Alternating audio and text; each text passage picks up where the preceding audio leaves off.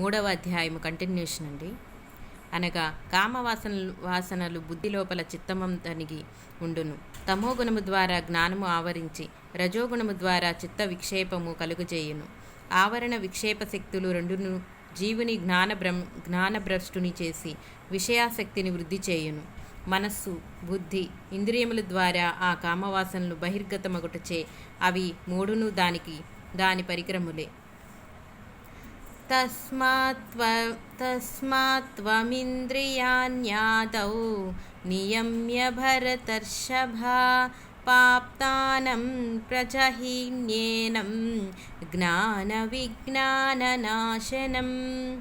పార్థ, కావున నీవు ప్రథముగా ఇంద్రియములను నిగ్రహించి జ్ఞాన విజ్ఞానముల రెండిటిని నశింపచేయు కామమనడి మహాపాపిని నిర్మూలింపుము. కామజయమునకు ఇంద్రియ నిగ్రహమును మొదటి మెట్టు. జ్ఞాన విజ్ఞాన శబ్దములకు పలు విధములు నిర్వర్తింతురు.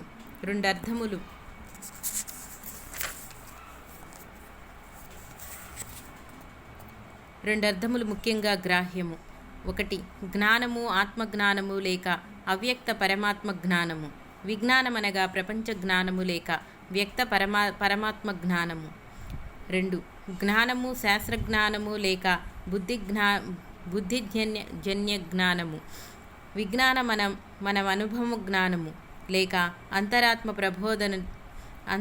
ప్రబోధ జనిత జ్ఞానము.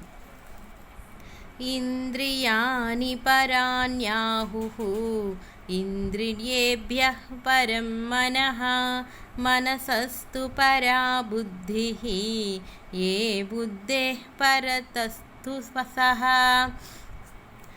ఏవం బుద్ధేః పరం బుద్ధ్యాః స్వస్థాభ్యాత్మానమాత్మనా జహి శత్రుం మహాబాహో కామరూపం దురాసదం.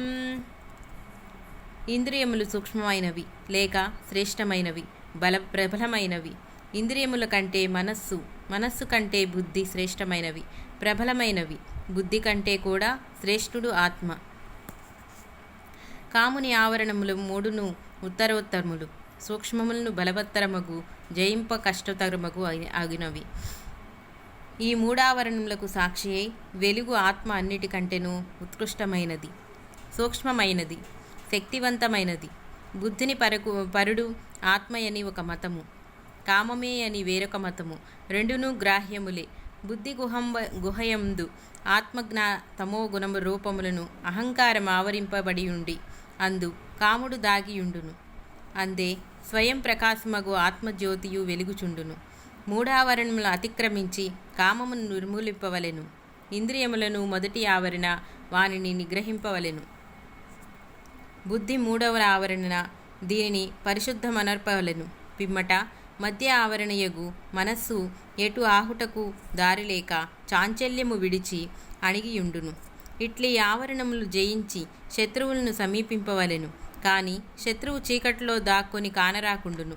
ఆత్మ ప్రకాశము యొక్క వెలుగుచే కామమును కనిపెట్టి నిర్మూలింపవలెను. అనగా ఆత్మమోక్షమును లేక ఈశ్వర సాక్షాత్కారముగాక కామజనం అసాధ్యము. కామవాసములను అధిక అణిగి ఉండుటచే గాని నశింపవు. ఇందులకు దృష్టాంతముగా శ్రీరామానుజుని వారి వృత్తాంతమొకటి కలదు.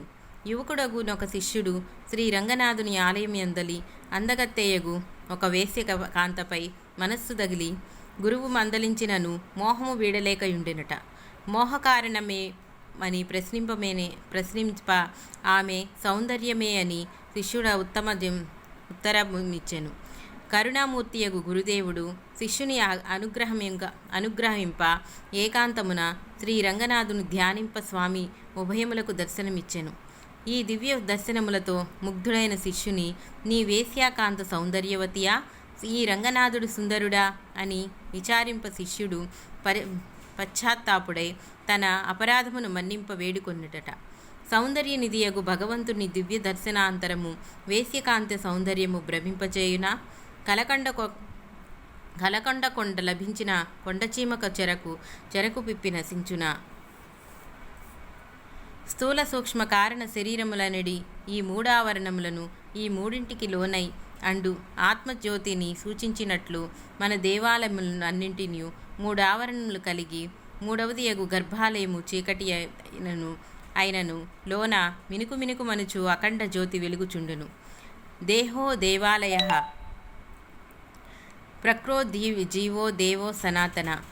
ఓ అర్జున, ఇట్లు బుద్ధి కతీతుడు సర్వోత్కృష్టుడగు అగు పరమాత్మను మనోనిగ్రహం ద్వారా సాక్షాత్కరించుకొని దుర్జనుడి యగు కామరూప శత్రువును నిర్మూలింపుము. ఇది శ్రీమద్భగవద్గీతాసు ఉపనిషత్తు బ్రహ్మ విద్యాయాం యోగశాస్త్రే శ్రీకృష్ణార్జున సంవాదే కర్మయోగే నామ తృతీయోధ్యాయః. ఇట్లు ఉపనిషత్తులను బ్రహ్మ విద్యయగు యోగశాస్త్రము శ్రీకృష్ణార్జున సంవాదమగును శ్రీమద్భగవద్గీత యందు కర్మయోగమును 3వ అధ్యాయము. శ్రీకృష్ణాష్టమస్తు.